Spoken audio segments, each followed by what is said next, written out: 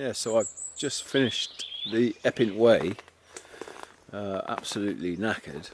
I got to the finish point and hiked another 3.5 miles maybe. Yeah, if you hear it in my voice, I'm knackered. To the Builth Road. I was going to walk into Builth, but I had nothing left in me. I'd been going 12 hours or so. Well, since 20 to 7 in the morning, so it was kind of 7 o'clock-ish by the time I got here. It's now almost 8 o'clock. So yeah, 12 hours. And I thought, right, okay, let's rest. Let's just reflect upon the Epynt Way and then walk into Builth in the morning. So that's what I'm doing. I've just pitched up here. Right next to, I don't know whether that's glaring or not. Right next to an old training facility. I'll show you it. I just made a quick calculation. The entrance back there is blocked off with huge boulders and a rusted like checkpoint. So this is old. You can see that it's old. I'll show you, but the odds are, and through my hike, a lot of the training is going on that way, some miles that way. So yeah, there's very little activity here. So I thought, yeah, I'm going to be safe. But a nice pitch, nice and flat. Yeah, nice pitch next to this plantation here, and in between, well, that's the old facility. I think it's a shooting range. I'm not too certain, or it might be storage of some type. But yeah, I could hardly get the pegs in. I could hardly get the pegs in. They are in. Well, it'll hold. I don't think there's going to be much wind tonight. But every single peg is like that. There must be hard track underneath here or something. But yeah, I'm quite happy with that. Gonna have a nice rest here.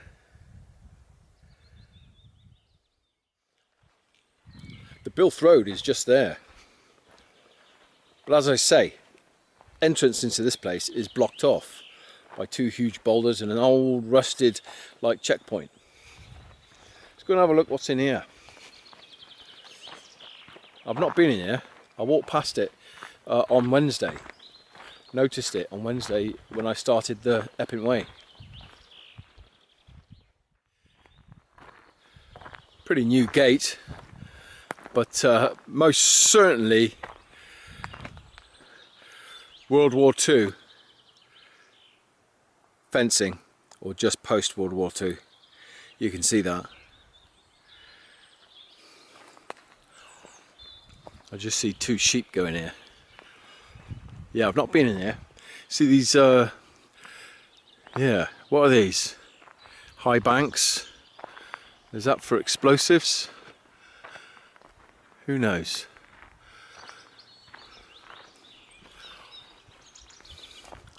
More high banks.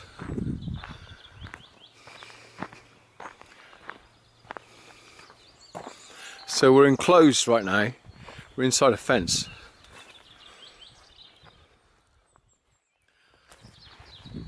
And I have absolutely no idea what's in here or what the layout is.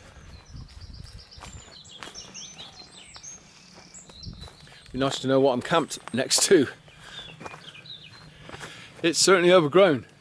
This has been abandoned for a long time. Probably an original World War II project on the Sennybridge training ground, which quickly got abandoned for some reason.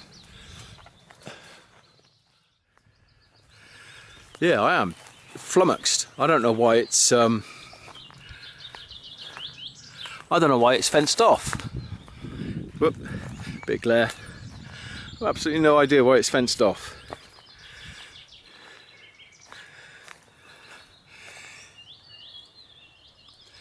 Yeah, the fence is right on the other side. It's just a square enclosure, or a rectangular enclosure. Certainly of significance at some point, but quite what? At the top there, there's enough parking space, old parking space, and the tarmac is a bit weathered and worn, for numerous trucks. Lots of trucks. So I imagine this was like maybe storage. What would they be storing here? Not weapons, not ammunition, not big explosives. And there's no sign of any building. So it's a bit of a mystery. You could say, you know, administrative stuff, equipment, but there's no building. And yet there's an enclosure. And some high banks. Another high bank through there. Yeah, what a mystery. What do you reckon it is, guys?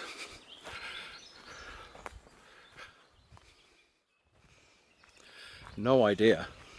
As I was hiking through the Epynt and through the on the outer edge of the Sennybridge training ground, I noticed brand new road surfaces for quite some distance. So the MOD is still spending money on Sennybridge. But I saw relatively few troops. I didn't see many troops training. On that front it appeared quiet. It's the third largest training ground in the UK, military. I'm just wondering, I imagine that Salisbury Plain is the largest probably, and there's probably one up near Catterick. I'll put it on screen.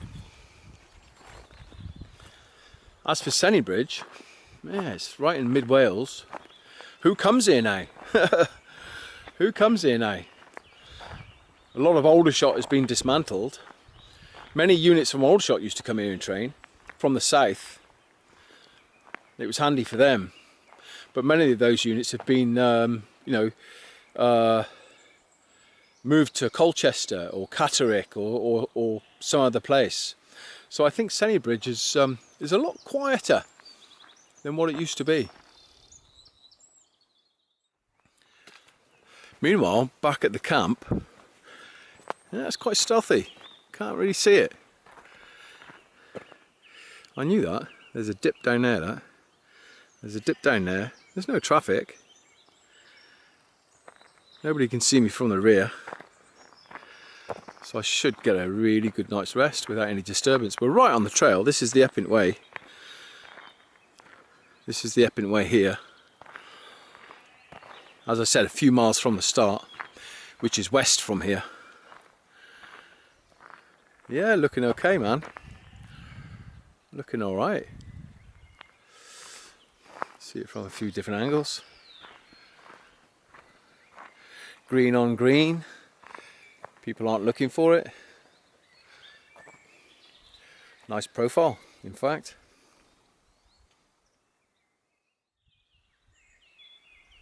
Yeah, nice profile. It's nice and flat as well. So I'm not sliding about.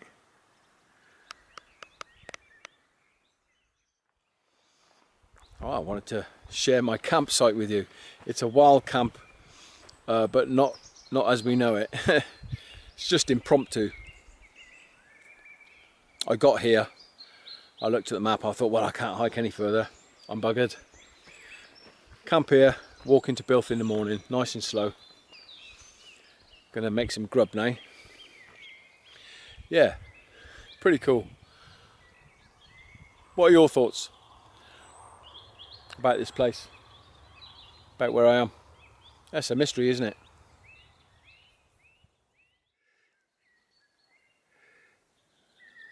We're right outside my tent. So this is wrapping it up. But I've just noticed something. I've noticed all this old brick and all this old infrastructure that was part of a building once. See this old brick here? See this brick? And there seems to be, I can see a dip. You see the dip here? This is like archaeology. See this dip here? This was a building. See that? This was a building once.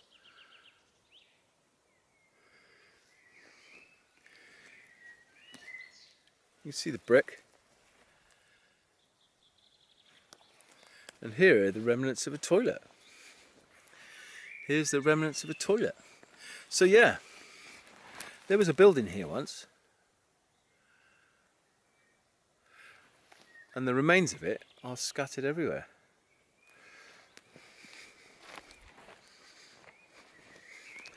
So this was probably the entrance to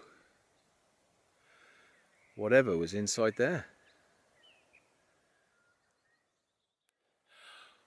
I'm kind of beginning to think, because of what's up there, kind of beginning to think that maybe trucks and Land Rovers and trailers and all sorts of stuff was stored in here. Yeah, I just want to stop here. I want to show you from above where it is we are and what the setup is. You can see we're zoomed in above the Epynt there. We're zooming in now into our campsite. Here's the campsite here, look. You can see how it's rectangular in shape and it's surrounded by plantation. Notice the bottom left, the car parking space I was speaking of. It's concrete, it's flat, it's perfect for trucks, and I think that's exactly what it was used for. When you look out the front, you can see we're right on the road, so that would make sense for hardware to come in off the road and park alongside the facility. You can see here we're looking towards Builth Wells, and now we're looking towards the plantation where we're camped, literally just off the road. We'll zoom in just a bit. You can see the pull-in here on the left. We're going to be panning over to the left towards the car parking space shortly. Here we are, and here it is. Here's the entrance. The car parking space is to the right.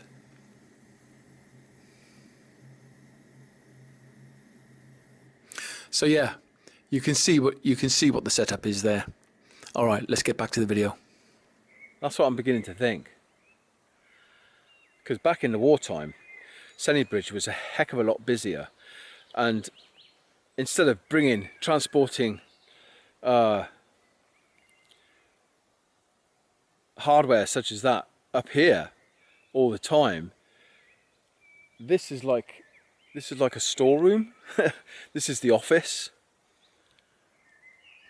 and they come in and book whatever it is they're using that day. See, it's right next to the road, you see.